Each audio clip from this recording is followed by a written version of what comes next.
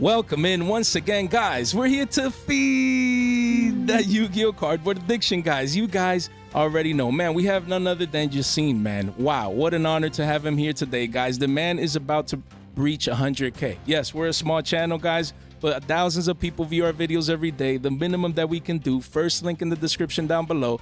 This man deserves 100K, man. He puts in the work every single day. He's been an inspiration for me, guys. You know, that's why I do daily content as well. That's why I do daily market watch. It's just learning from the best, learning from big channels like these that have influence in the Yu-Gi-Oh space, just positively impacting people's lives in the Yu-Gi-Oh community, man. So it's an honor to have you here today. You know, congrats, essentially about to hit 100K. But yeah, just let us, I'm gonna ask you, you know, a couple of questions, but just let us know about your channel, why people should tune in every single day and sub to your channel. I really appreciate you for having me on here, and I also really appreciate the kind words. And all you guys that aren't subscribed to Jay, check his channel out right now and sub to him before going to my channel. But yeah, just in case you guys were wondering, what do? I make a bunch of like combo videos, deck profile. I review cards, review the OCG format a lot. When there's like a YCS that I think is interesting, I also like check out the deck list and everything and just give my thoughts on the format. I'll also go over like some tech cards, so either like going first, going second cards, and like other cards that you can play to really just have an edge in like any given format. So yeah, I guess my channel is like pretty diversified. I just do a little bit of everything. It's not like I'm really dedicated to just one specific thing. But yeah, this is what you can expect overall from my channel. For sure. I mean, that is very well said. You have diversity. You have very, very good content. Again, guys, yes, here we're a market watch community for the most part. But come on now, we all dream of competing, of getting better, you know, with our decks, deck building, and also, you know, just diversified information here, guys. So you don't want to miss out. First link in the description down below. Let's help this man get to 100K.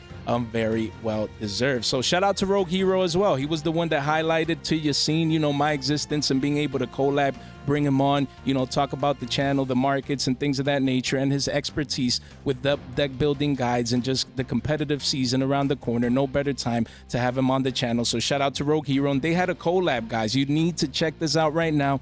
You know, go to Rogue Hero. He's just great, amazing. And I saw this video completely, just amazing and great information right there. You guys don't want to miss out. And we have a 9K giveaway coming. Leave a comment down below. What do you like best about Yacine's channel? Give that positive feedback. Leave a comment there. We will be selecting a 9K giveaway winner in our live stream on Thursday. You don't want to miss out. And again, shout out to Yacine, man. Met him at YCS Cancun in 2023, you know, and what I got was just positive vibe, man. It's just a great dude. Came up to him. He was pretty cool, chill, you know, just great, man. Talking with everyone at the, you know, at the scene there, and also competing, having a good time. So it was an honor, and it's just a pleasure, you know, to have you on. And on that note, I just want to ask, you know, what got you into Yu-Gi-Oh and what made you fall in love with the game? Yeah, I mean, it's not that deep, honestly. It's really just like everyone else, the anime. And then obviously, you know, I fell in love with the game eventually, just when I especially like in GX where I saw like Zane Truesdale with Cyber Dragon. I was like, oh my god, that deck is like, it's born to be played in my hands. So obviously when the cards came out in real life, you already know I had some Cyber Dragon cards. Yeah. I played the deck on like the video game, on the Game Boy Advance SP, and then obviously in real life I had the deck. And then I took like a big hiatus from the game during my high school years. Of course. And then at the very end, I came back. Yeah. And the Cyber Dragon structure deck, the first one was out. Right. So I came back into the game with like 3 structure decks. And then I built Cyber Dragon. I stick with that deck for like 5 years. Never played anything other than Cyber Dragon pretty much. Wild. That's like insane. Yeah, exactly. Yeah, with like some meta decks every now and then. Okay. I got my first regional top with Infernoid Zodiac 60 card in 2017. That's impressive. Yeah, I know. Yeah, but it's a great deck though. Yeah, and then and then in 2018, I got my first YCS top with True Draco Metal Foes. So that was really nice. I love True Dracos. A lot of people hate it in the community, but Masterpiece, wow, I love it. And with Metal Foes, that's broken. That's wild, man. I remember those days. Yeah. Especially when you're tributing Metal Foes combination, then it's like you're actually searching. Cheating. Yeah, it's crazy. It was nice. Yeah, good old days, man. Yeah. And then in 2019, I got my first YCS stop with Cyber Dragon, so my second overall. And yeah, basically after that, I started like, obviously there were like no YCSs for me until like 2022.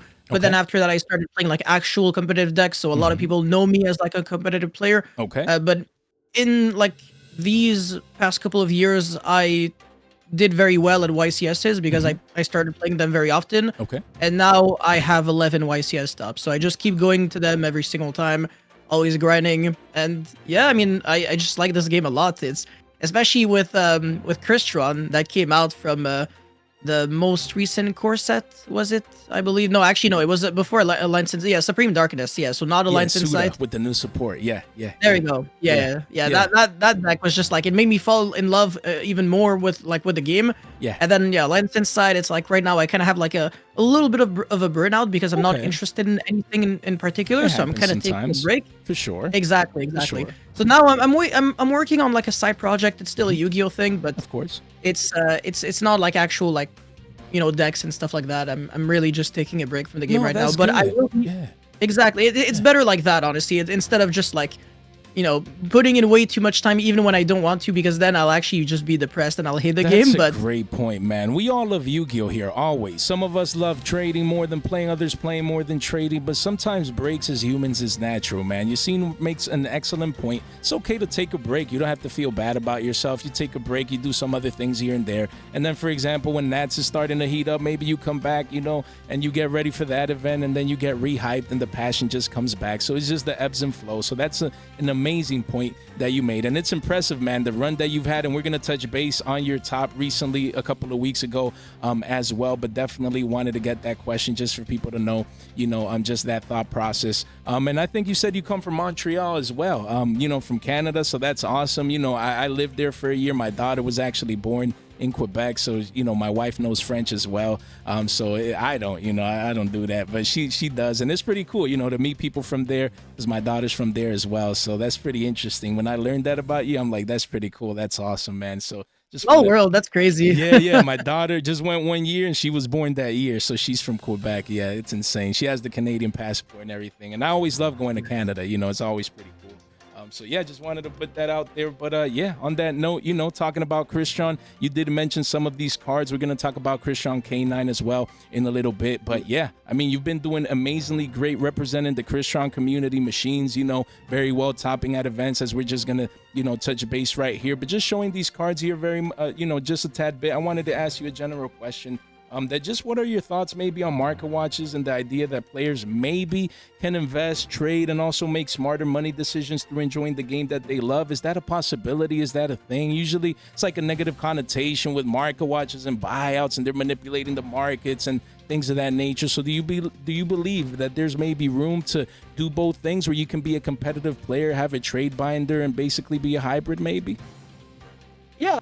Of course. I mean, even when you look at like the high-level players that just play a lot of events, they pretty much all have like a big collection of cards, because over time when you play the game, you also get like those entry packs and stuff, and you just like win like in events, like you get booster boxes as like rewards. So it's like, what are you gonna do with them? Usually, like for fun, you're just gonna crack them, and then you're gonna build like a binder off of them. And you're actually going to be more interested in the secondary market, so you're going to want to like sell the cards, trade the cards, fund your next deck. But this doesn't actually affect most, it doesn't affect all players, because some pro players are actually sponsored, so they don't even have to like buy any of their cards. They just borrow from other people. That's a strategy that everybody can rely on, but it's not open to like everyone either, because you do have to have like some level of like achievements in order to really be recognized by others to the point where they would want to sponsor you and really just lend them their deck so that you can perform at events. Not if you're starting from like nowhere. From scratch. It's gonna be really tough to get that acknowledgement. So for sure. I mean, great answer, man. Just providing that perspective from pro players, people that compete at a high level, that don't just go to the event willy-nilly just to go and absorb the event, have a good time, but actually get value, crack packs open, and then build a collection just by second nature. He mentioned the secondary market. Amazing point. Because some players want to sell those cards to make money back, to pay for flights, and we're going to get more into that later on, to pay for their expenses and things of that nature. So it's nice to see, that there's room for that in the Yu-Gi-Oh space. And as a competitive player, do you personally care about card prices or future value when the time comes maybe to build a new deck? You did touch base on maybe taking some of that value and recycling to build a new deck, but do you think maybe not just you, but pro players, like you said, the sponsoring, so do you think they could care about their collection, maybe the value, maybe moving certain cards and things of that nature? It's a really good question because the way I see it is I always have like a 100% chance of being a winner because if a deck is too expensive and I want to play it, I'm not going to spend a single dollar on it just because I'm going to try to borrow it.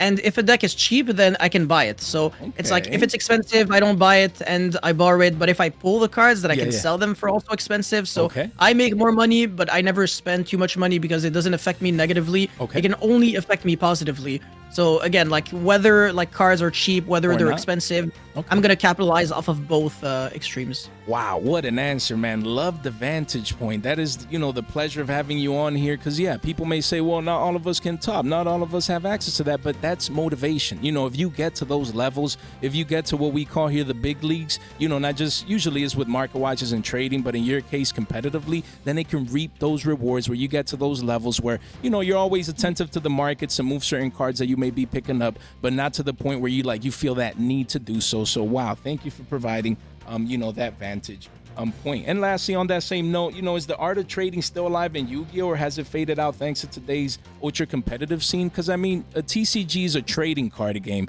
You know, today's more like a PCG, like a playing card game. That's how I call it, which, hey, to each their own. You know, everyone finds different levels of passions within the same niche that we all share and love. But do you think trading is a lost art? Do competitive players maybe go and have a binder, a backpack on them? Or is it just your deck? Do you even trade? You know what I mean? Like that thought process?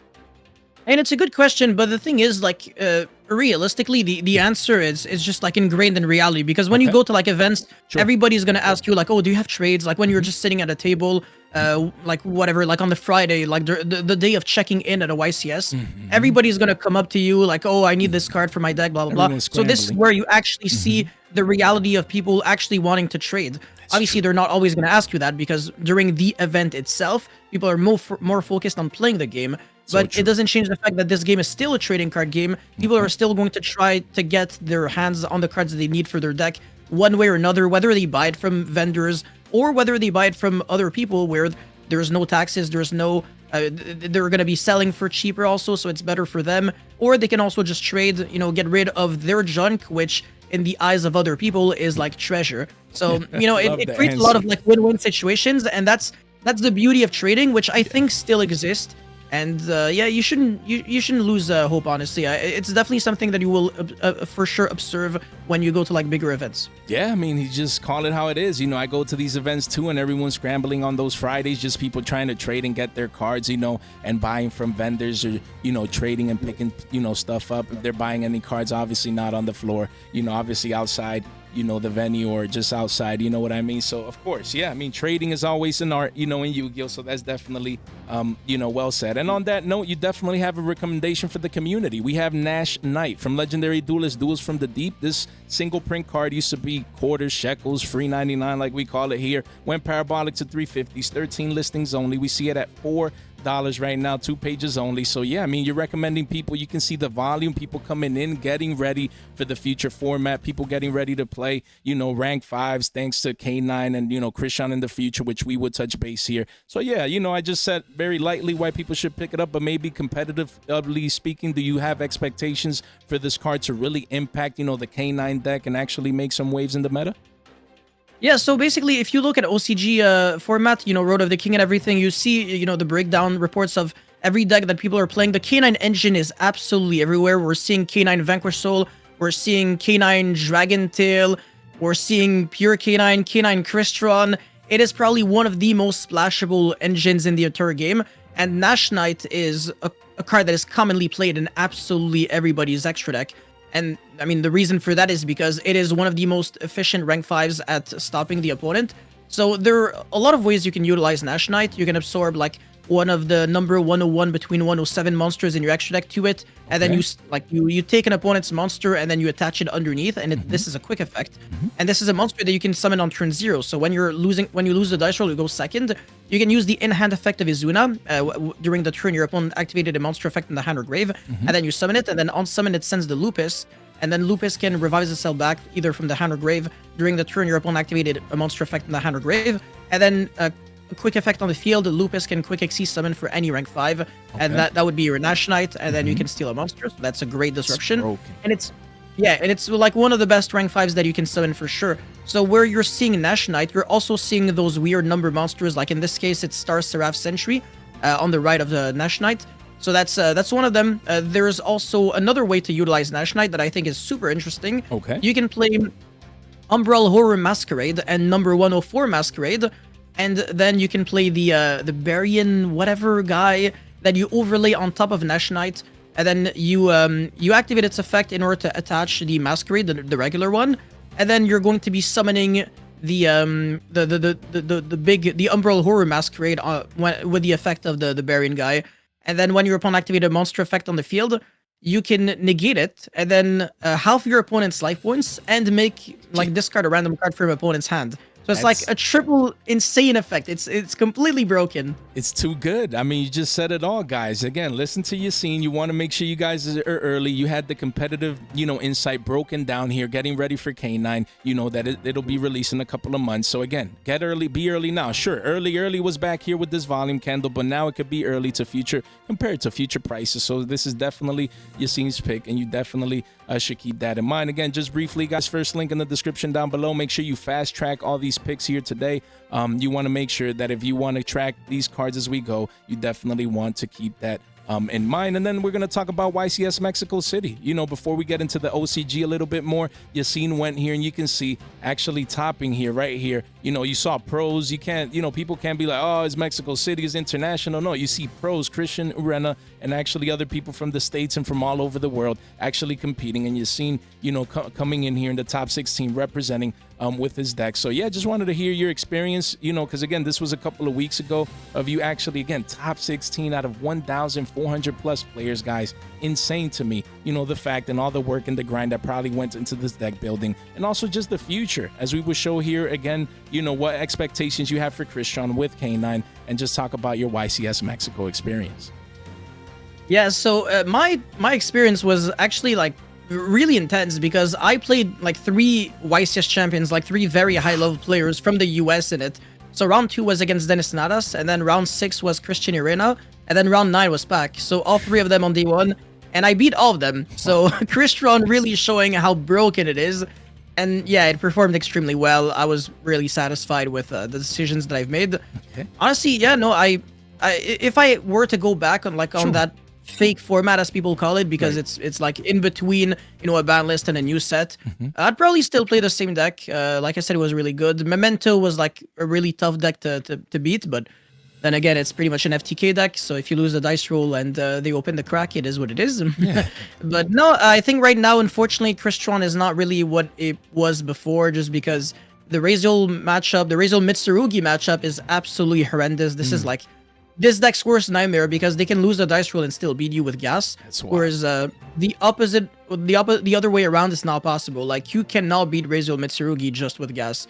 So it's not the same, unfortunately. No, of course, and it happens. Yeah. You made a great point. Some decks go through, again, what we say, the ebbs and flows. In this particular format, is top tier, top of the line. You can sneak some wins and get some things done. Then the format changes, a new core set releases, and you have to adapt and adjust and maybe play a different deck until it gets support with K9. So again, just analyzing this in the OCG, top 16 Spring Duel Festival, somewhere far, far away in China, I think so. Christian K9 getting a top 16. And then you have this one here in WCQ in Hong Kong, top 8 already in the OCG, repping it up. Like Yacine said, with Nash Knight here. Of course, they have Maxi, they have different cards, but you can get the gist of it, that Christian will definitely be a competitor, as you can see, topping events in the OCG right here. So based on what Yacine is saying, you want to be ready. If you're playing K9, you want to have these, get access to these level 5s, these rank 5s, monsters. Again, like we were discussing, you come over here, get access to the Christian cards.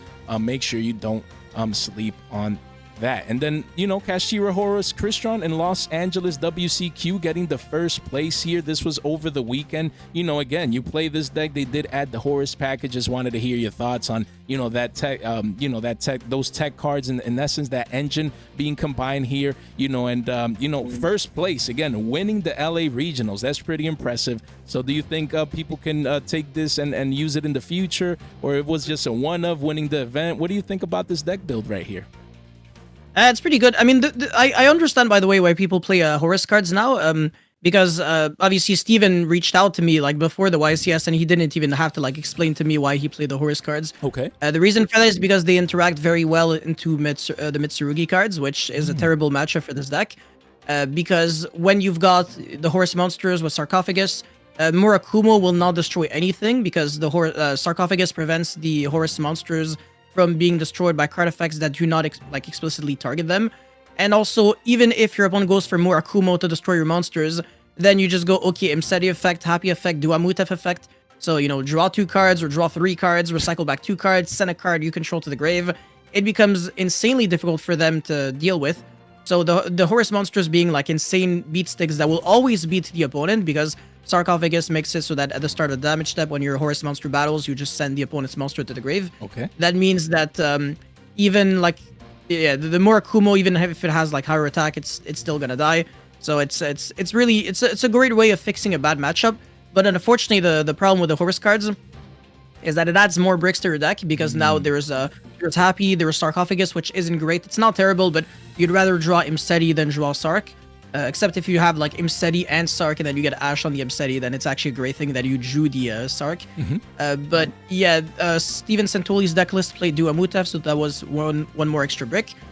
And it also makes the matchup for Ryzeal Mitsurugi, the Ryzeal cards themselves, worse because Imseti does not interact well into the Ryzeal cards whatsoever because you just activate the Sarcophagus, it gets destroyed.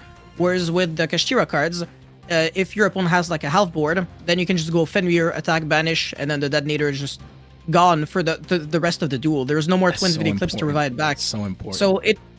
So Fenrir pairs very well with hand shops, and it's also like more stable into hand shops, but it's worse into turn skips because if you get hit by Perelia, then you're basically just giving more cards to your opponent, whereas the Horus are very good into Perelia because instead of summoning your Christians from hand, such as Sulfefnir, Sulfador, etc., they are summoned back from the graveyard. So you're giving less draws to your opponent into Perelia, but you're giving more draws into Meows, but that's irrelevant because you can also just summon the monsters from the hand. So unless you get hit by both, it doesn't really matter too much. And Meows does not beat this deck. With one single card, you can make triple disruption through Meows by only giving 1 draw, which is pretty good. Perelia, same thing. It's just that more often than not, Perelia will hurt quite a lot. So that's kind of annoying. No, of course. I mean, that's a great assessment, and that's what you get, guys, when you have expertise, someone that plays the deck to that level. You know, some people add this engine and just to be able to break it down, guys. That's insane. That's why you have to go subscribe right now. Wow, just amazing information at that competitive level.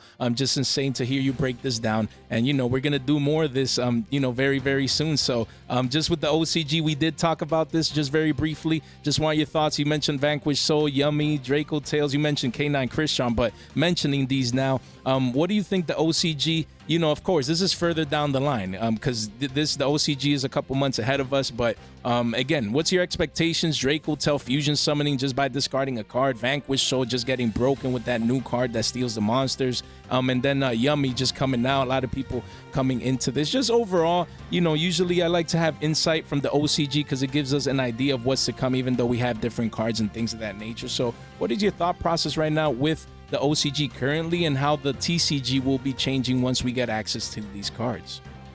Yeah, so I think the OCG is like slowly but surely understanding that, you know, obviously the Justice Hunters decks are the best, whether as actual decks or at least as splashable engines, K9 being the most splashable engine. It's not like you can really splash a Yummy engine, but you can splash a lot of engines in Yummy. As we can see on the screen, the Primate engine is now splashable in Yummy. You can splash Sky Striker, you can even splash K9 cards.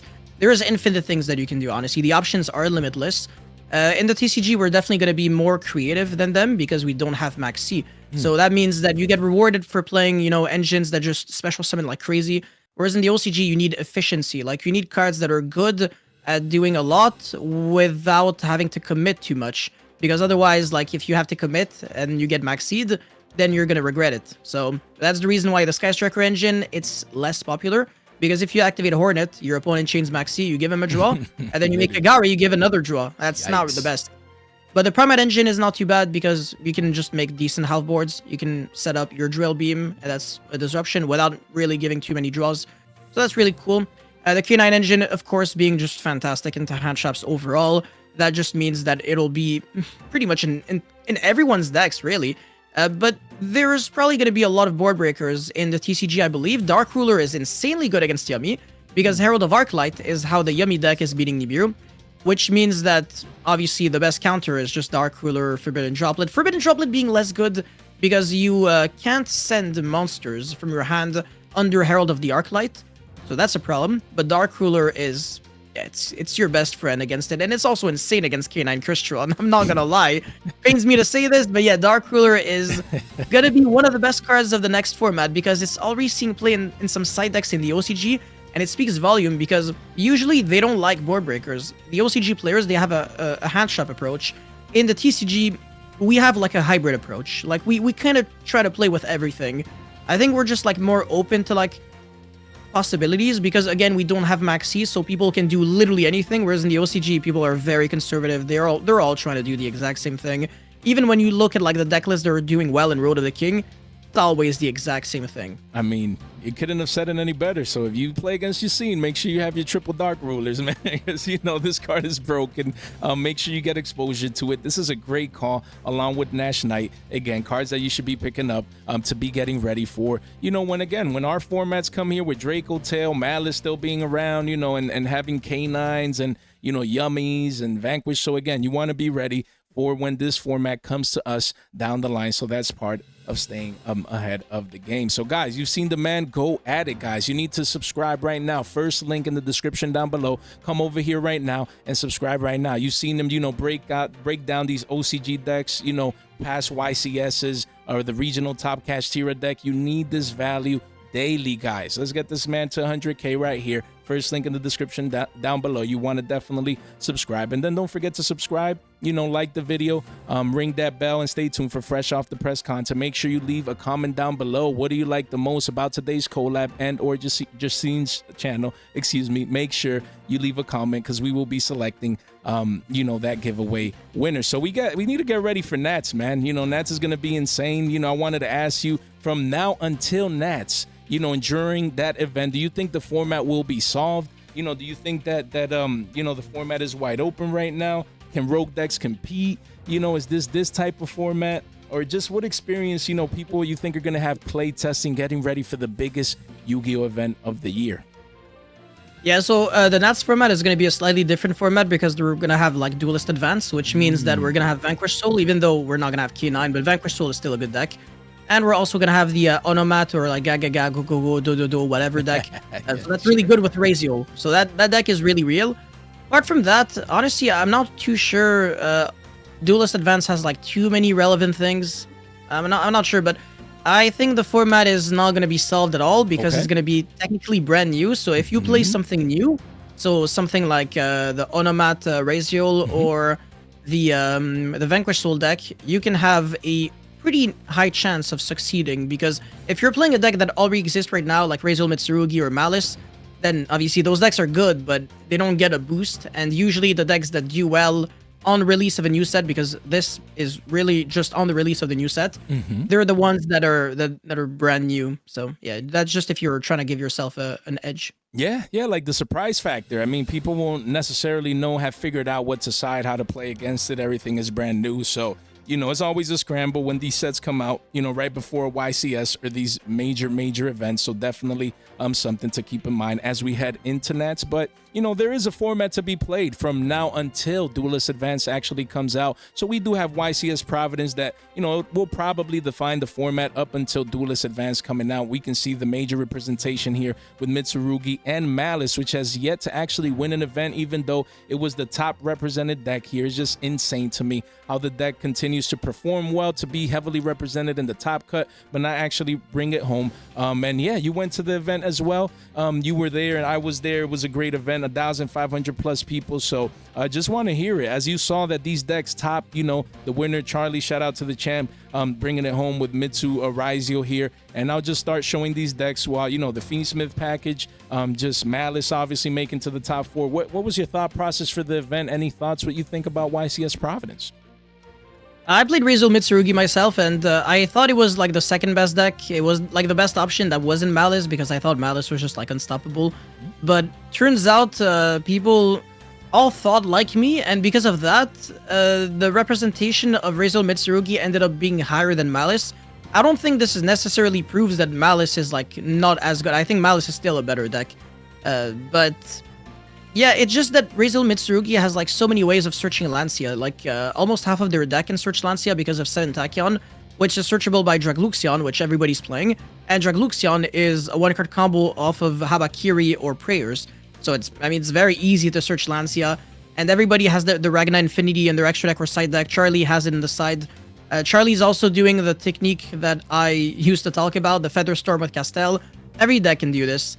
Whether they're doing like Silhouette Rabbit into Swamp Mirror, or whether they're just whatever, like making a Castel or any other Wing Beast. There's a lot of possibilities. The Sword Soul deck even can make Cyber Slash Harpy Lady. So if you can make like a Synchro 8, you can use the Harpy's Feather Storm from the hand, which allows you to break boards, which is actually kind of scary when you think about it. But yeah, it's not something that every deck is trying to do. But of course, yeah, yeah, it's not a lot of like super unique tech cards or special decks or something. It's just like everything kind of makes sense. Yeah, pure Mitsurugi. Honestly, the only real appeal to that deck is playing Dominus Impulse. Apart from that, I just think it's like an inferior version of Ryzeal Mitsurugi, because the Ryzeal cards are completely broken. And that's like the best. That's the most amount of value that you can get off of making a rank 4, because pure Mitsurugi, what I've heard, it's like it makes like Evil Storm Nightmare and IP and the Omni Negate, but I don't know. It's just yeah, people have to pick their choosing. Like you said, you were right. Look, this deck won. You know, it won it all. You know, so it proves that it's the best deck out of 1,500 plus people. So definitely, you know, you guys need to keep that in mind as we move forward in the next month or two before that season and format comes around with Duelist Advance. You definitely have to keep it in mind. I mean, we have some Mitsurugi cards here making moves. We have Amy no Habakiri no Mitsurugi. You know, this card was cheap at around shekels, went up to $1 and some change. You have a couple of deals here at cents, but you know, for the most part, this card is over $1. People need it at play sets. You know, we have Malice March Hair. Malice P March Hair just came out. It's around $50, just crashing down in price. So again, if you're getting ready for this format in the next month or two, like Yacine is saying, you know, get ready, talking about the best decks, believing that, you know, based on the performance and the representation, that this deck is still good. You know, you might want to get exposure at around $50. And then you have Malice P White Rabbit crashing down, man. This card is $13. It's crazy. I mean, this card used to be 40s, 50s, recently in the 20s, and now it's a $13 card as people are trying to go back to Mitsurugi, Ryzeal, and play different decks and getting ready for,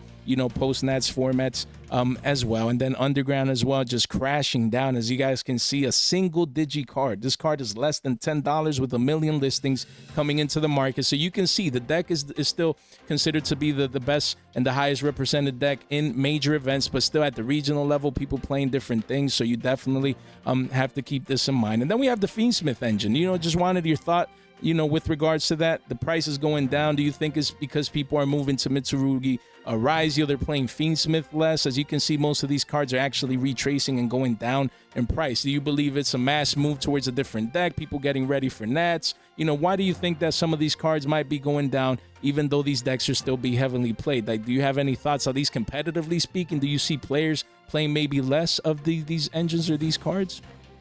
Yeah, maybe less, because like before Alliance Insight, you could say that Malice Fiendsmith was maybe the best way to play Malice, but now it definitely isn't. Okay. So at least like one big deck is not playing the Fiendsmith engine at all. And then Ryzeal Fiendsmith was also like the most popular way to play Fiendsmith, but now it's like Ryzeal Mitsurugi. So obviously there is less of a demand, but the cards are still very expensive. It's not like Tract being $70 is cheap. So it's still way more than it was, like, you know, back last year. Like, it was pretty cheap. It was like cheap. $8, $9, $10 is crazy. It went to like 80s. Some people paid 120s, the high sale price. So, you know, these cards are retracing back down. They're falling a tad bit out of favor in essence, you know, as the format shifts, but they're still high in demand. So it's crazy when you see these prices. You know, engravers were $100 and now you wake up and they're $3s, obviously thanks to the reprint. So it's crazy to see some of these cards crashing down. And then the YCS pricing. What are your thoughts with regards to the YCS pricing? You know, this is a big theme going on right now. People excited for top 16, top 32, day 2ing as well, receiving these fresh off the press packs right here. Like, you know, is Konami on the right step? Do you like this? Can they improve? Do you think they might extend this into the regional level or just keep it at YCS? What's your thought process with regards to that? I never actually thought about like extending this to the regional level, but that would be pretty cool, because right now the pricing is really bad. That's an idea that I thought I wanted your opinion, because I'm like, you know, think about regional players, not to this extent, maybe not, you know, with the YCS tag, but just add a regional tag, you know, extend it down the line. It's still, regionals are still super competitive and people play to get their invites. So my humble opinion, they should extend it to the regional level. But just overall, what do you think about this new pricing structure and just listening to, you know, us, the community, telling them that they need to work with pricing? Yeah, no, I mean, well, first of all, every decision that Konami of like the TCG does, it has to be like approved by like Konami of the OCG, and this was kind of like foreshadowed by the fact that in the OCG, they did give like that Valor with a stamp at YCS Guangzhou, I believe, something like that. So obviously, if they were able to do it, then it was just a matter of time before we could do it. So anything that happens in the OCG, it's always gonna happen first before us, and it'll probably, you know, like translate to the TCG as well.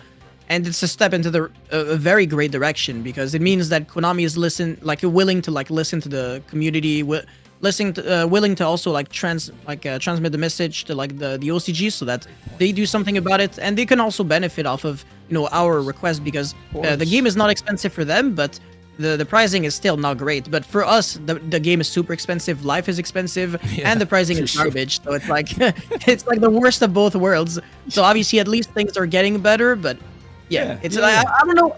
I don't know like how expensive those cards are going to be, like the prices. Yeah, but if they can they can refund like your flight, that's already like fantastic. Yeah, that's a great point. I mean, not even knowing how like the exact prices, we know it's something. It's something that people are gonna want, something that will have, you know, some value of some sorts. It makes it worth it. It makes it worth it that you got exposed to an event and had to travel and do all that, and you get rewarded with cardboard, because we're just all, you know, cardboard addicts out here, like I like to call. So, you know, on that note, just some competitive advice. This is just your YCS Mexico City top here. Just wanted to ask you some questions, like, what's the biggest piece of advice that you'd give duelists trying to maybe become better competitively at their craft? Maybe something you think that helped you out the most becoming successful as a Yu-Gi-Oh competitive player, and maybe someone struggling, you know, is it deck building, matchup knowledge, technical play? You know, what would be the best advice that you would give to that person listening right now? Maybe they got the cards they need, maybe they have their decks. Like, what should they be working on right now to get better? Yeah, I guess like focus on being efficient, and like obviously like surround yourself with people that are also trying to be better, because if you surround yourself with people that are mediocre, then you're really just going to be like a product of your environment.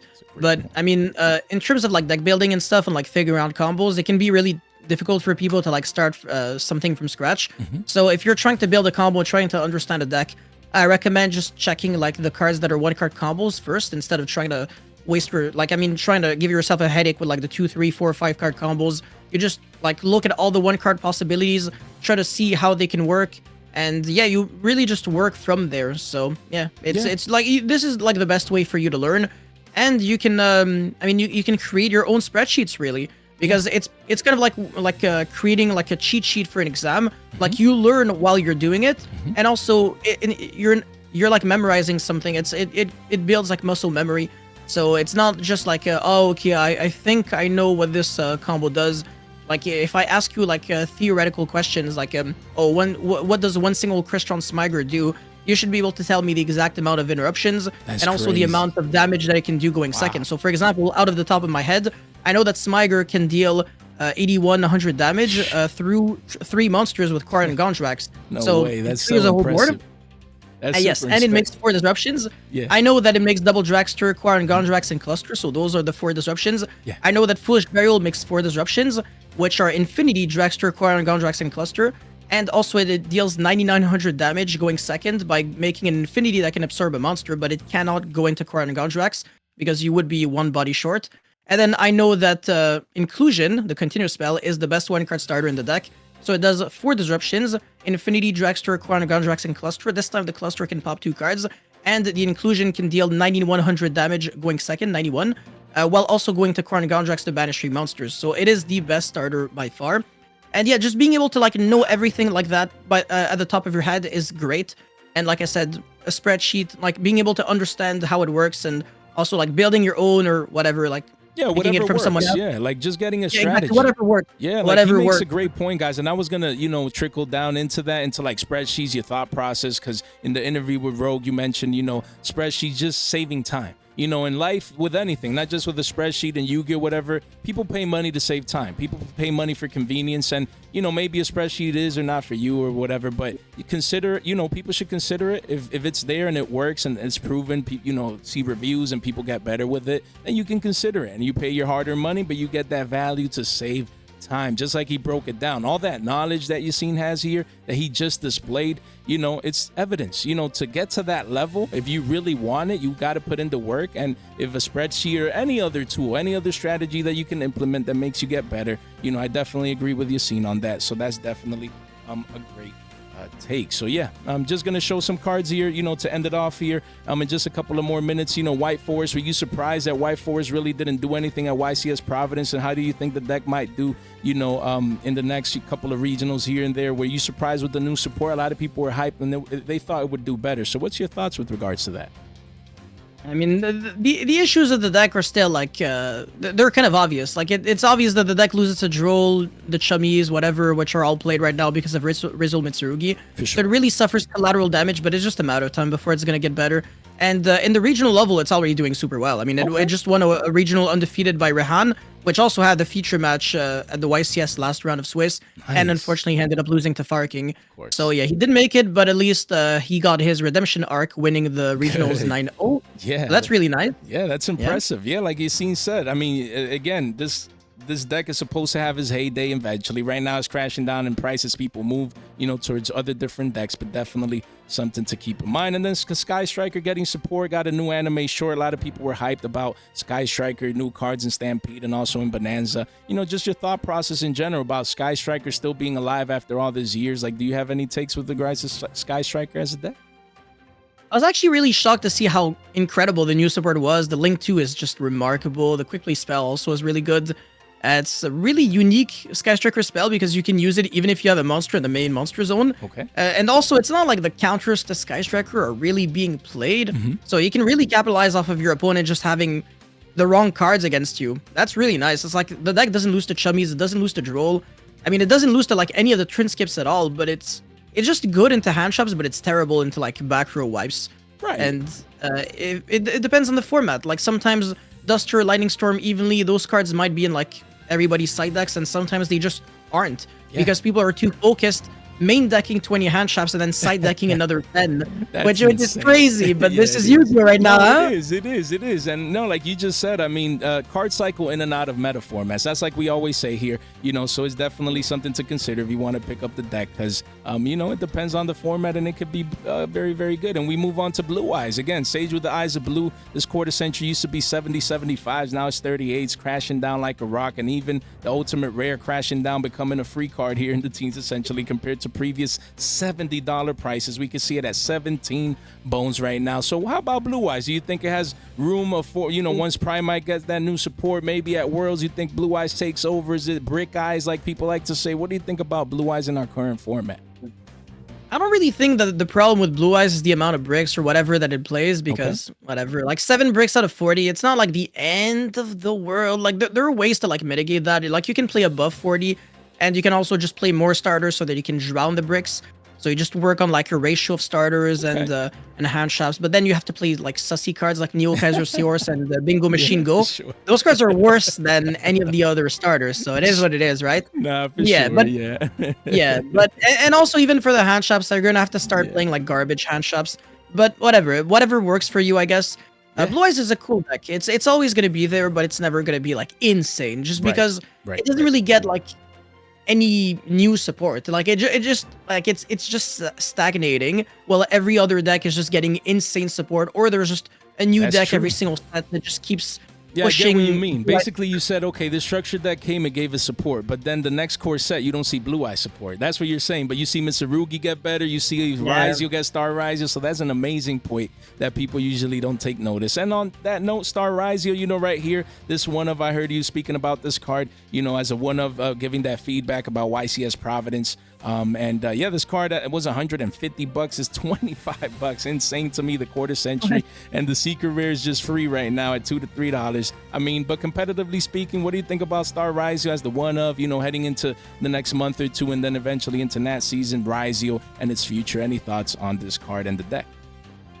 I have not started checking the Onomat Ryzeal combos. I don't know if Star is like a must, Okay. but I know for a fact that in Ryzeal Mitsurugi, Star is not a must. If you don't want to play that brick, then you just don't have to. If you want to play Night Sword Serpent, you can do that instead. Or also, if you're just crazy, you can play with 0 bricks, not play Night Sword Serpent, not play Star Ryzeal, but then your deck has like less power, I guess you can say. But Star Ryzeal, I mean, it's a great card in pure Ryzeal. It's an okay card in Ryzeal Mitsurugi. And that's pretty much it. It's not like you can really play it in infinite billion decks. It's not like it's not a huge card. Yeah, that's a great assessment, and obviously price is following. Just people, are seeing that they pull it, they already have what they need, they don't need any more. So you can see that this card is crashing down in price. So yeah, the last question before we get out of here, I wanted to ask you just with regards to content creation and the creator mindset, because you're a hybrid, you actually compete and you're a creator as well. So, what has content create taught you throughout the years, your dedication of uploading daily videos, and if people want to get started, things of that nature, and how do you combine that with being competitive, such competitive and dedicating so much time to competition and being successful at a top, at YCS, top 16 and just going to topping 11 YCS, insane, but also having that dedication to positively impact people's lives with your channel? See content creation as like kind of a way to like study the format before it even happens. Like it's a way for me to just get prepared. Like I now I have to like go out of my way to like figure out combos for those decks that I usually wouldn't care about.